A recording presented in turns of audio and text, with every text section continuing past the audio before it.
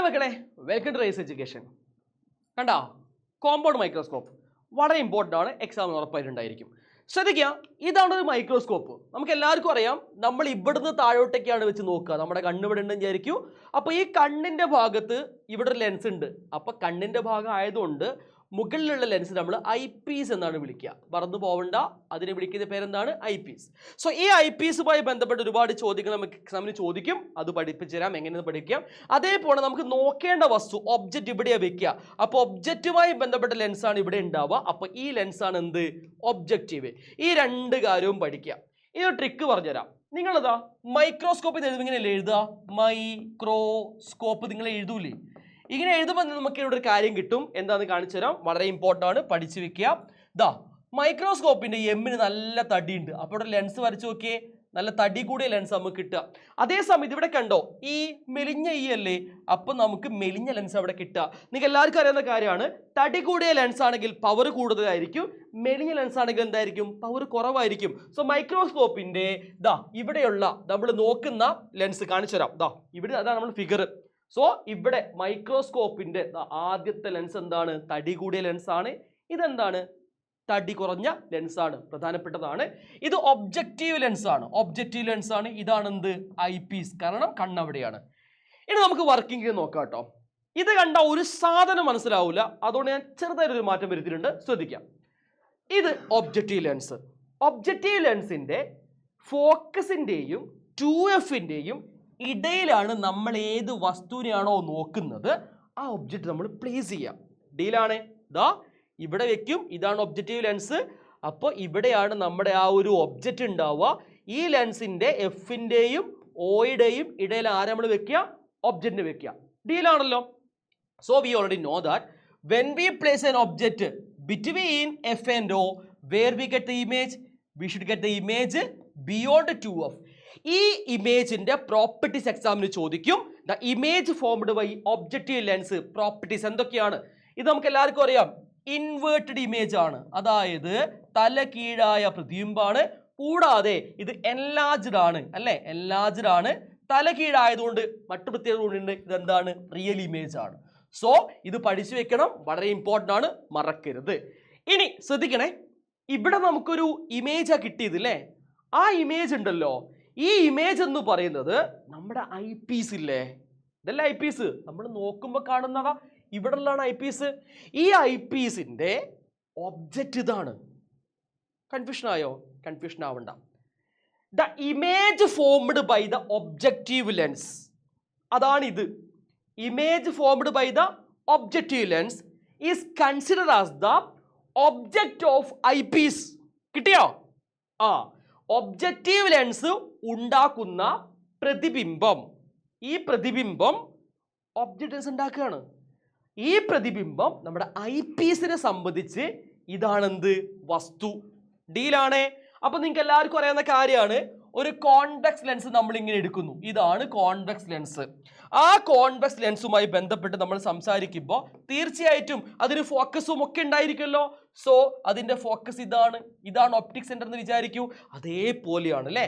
ഇത് പവർ കുറഞ്ഞ മെലിഞ്ഞ ലെൻസ് ആയതുകൊണ്ട് ഫോക്കൽ ലെങ്ത് ഇതാ ഇത്രയുണ്ട്. ഇത്രയും ഫോക്കൽ ലെങ്ത് ഉണ്ട്. കണ്ടല്ലോ, ഇവിടെയാണ് ഫോക്കസ് വരുന്നത്. ഡീലാണ്. ഈ ഫോക്കസിന്റെയും ദാ ഈ ലെൻസിന്റെ ഓന്റെയും ഇടയ്ക്കാണ് ആരുള്ളത്? കണ്ടോ, ഇതല്ലേ ഓ?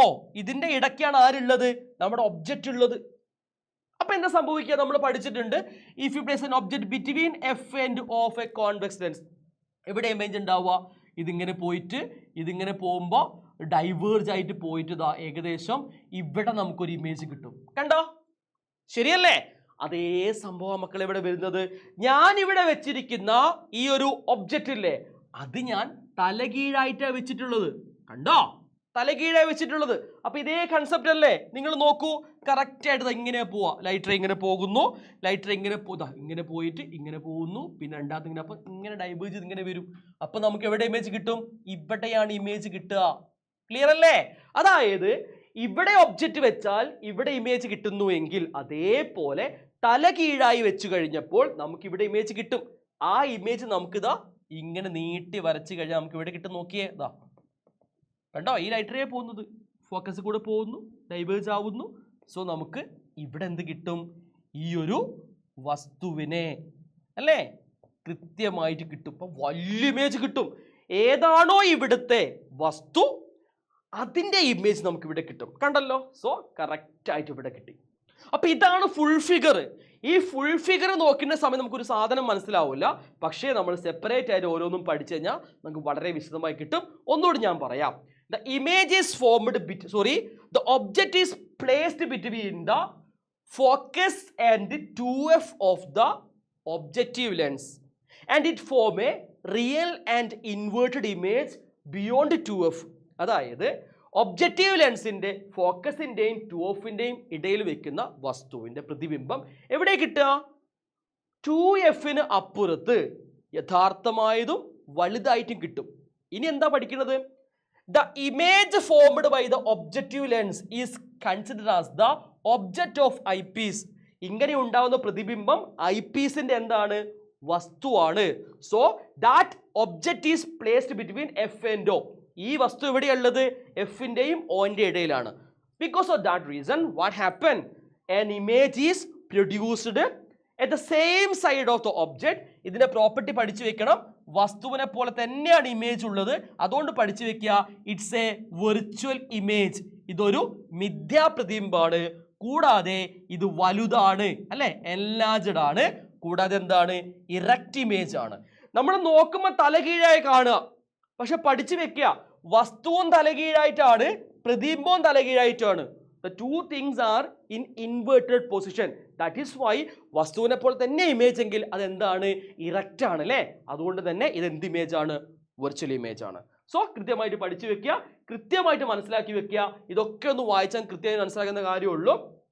ഒബ്ജക്റ്റീവ് ലെൻസിന്റെ അടുത്ത് ആണ് വസ്തു വെക്കുന്നത്.